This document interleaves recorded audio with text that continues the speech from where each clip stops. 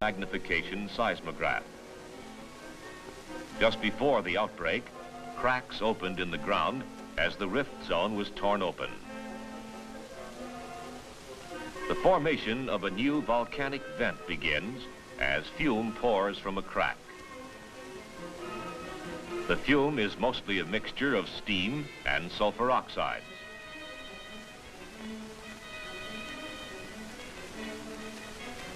Finally, a slowly expanding bulb of viscous lava appears. This bulb is only 3 or 4 inches across.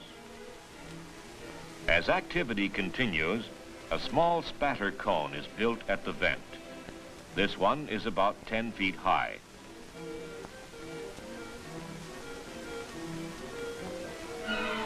Showers of spatter falling on the side of the cone build it up.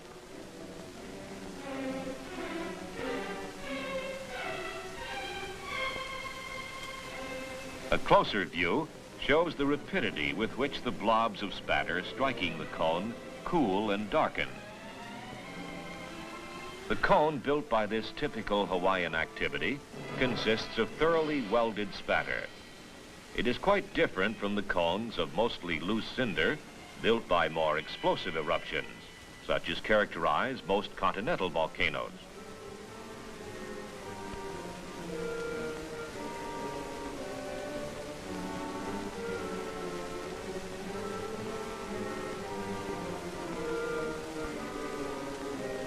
Here, a lava flow has buried a small vent, and gas from the vent is bursting its way through the overlying, rather viscous lava.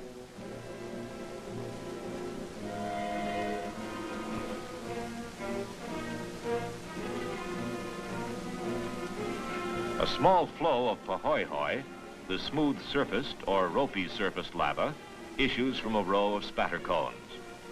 The flow is about a foot thick at the edge.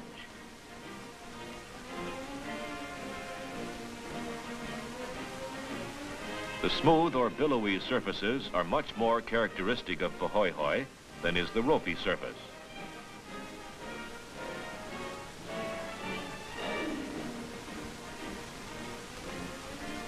These views illustrate well the typical mode of advance of one common variety of pahoehoe flow. Larger flows of pahoehoe are fed almost wholly internally through lava tubes.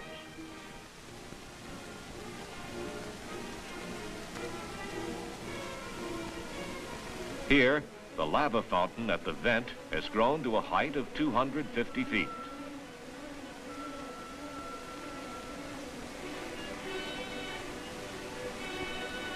And in this spectacular group, the largest fountain is 800 feet high, a great jet of molten lava playing for hour after hour. During this period, the rate of lava extrusion was about 500,000 cubic yards per hour. The temperature in the core of this fountain, measured with an optical pyrometer, was between 1100 and 1120 degrees centigrade, or roughly 2,000 degrees Fahrenheit.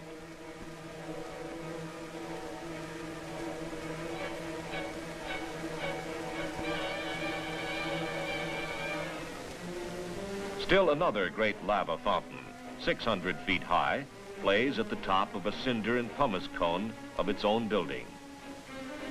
And here you see a dark cloud of pumice blowing away from the fountain.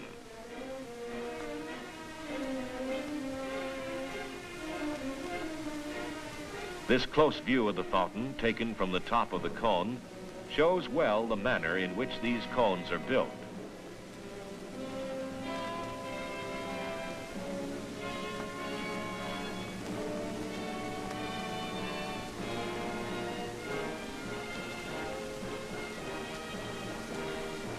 Fluid Hawaiian-type bombs striking the side of the cone kick up clouds of dust.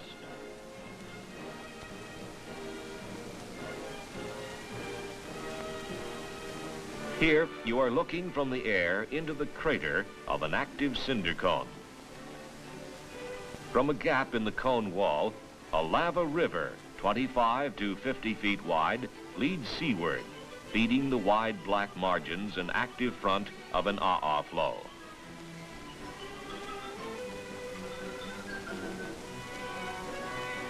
Flows, in contrast to Pahoehoe flows, are fed largely by open rivers. Near the vent, this river of very fluid-appearing lava, 12 feet wide, spilled from a broad pond at the base of the cone to feed another flow of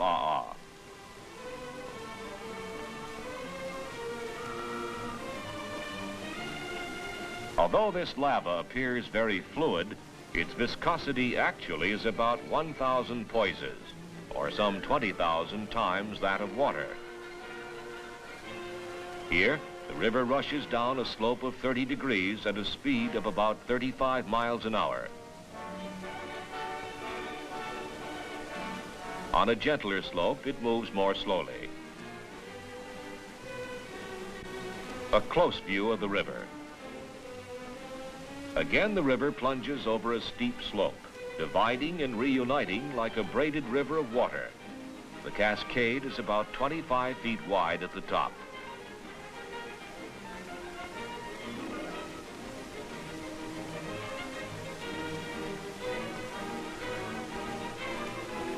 Clouds of volcanic fume and smoke drift across the surface of the river. Is the type of lava characterized by a very rough, clinkery surface. This typical flow front is about 10 feet high. The flames result from burning of vegetation being buried by the flow.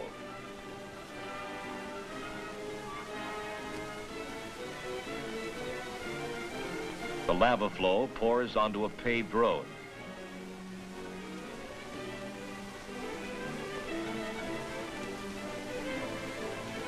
Here it plunges over an 8-foot road cut, making a miniature lava fall onto the road.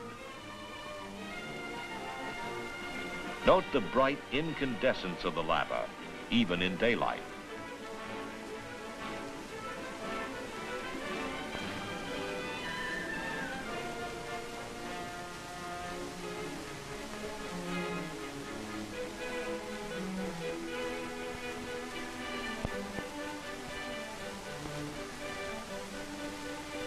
A glimpse of the flow front at close range. The flow moves on between piles of rubbish pushed up by bulldozers in clearing the land. The flow front averages 10 to 15 feet in height and is advancing about 1,000 feet per hour. It illustrates well the typical mode of advance of an flow. The flowage takes place in the internal, still mobile, pasty portion, visible here as the red part of the flow margin. The partly cool, black clinkery surface portion of the flow is merely rafted along on the mobile portion beneath.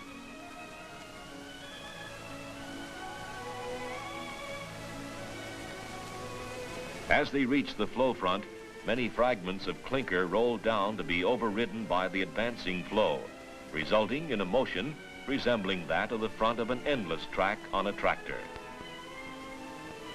The lava plunges over a 50-foot sea cliff into the ocean, sending up great clouds of steam.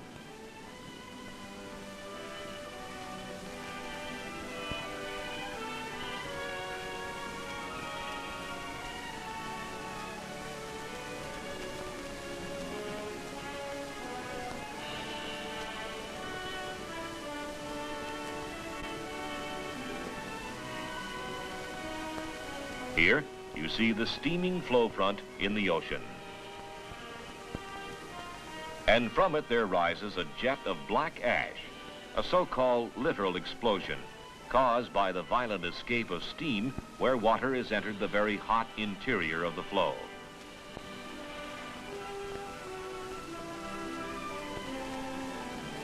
Tails of steam follow the larger fragments.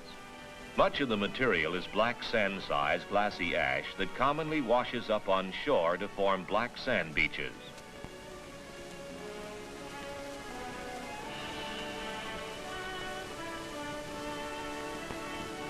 The steam cloud rises high above the boiling ocean. Boiling water, rolling clouds of steam, and many minor littoral explosions provide a spectacular climax to the course of the flow.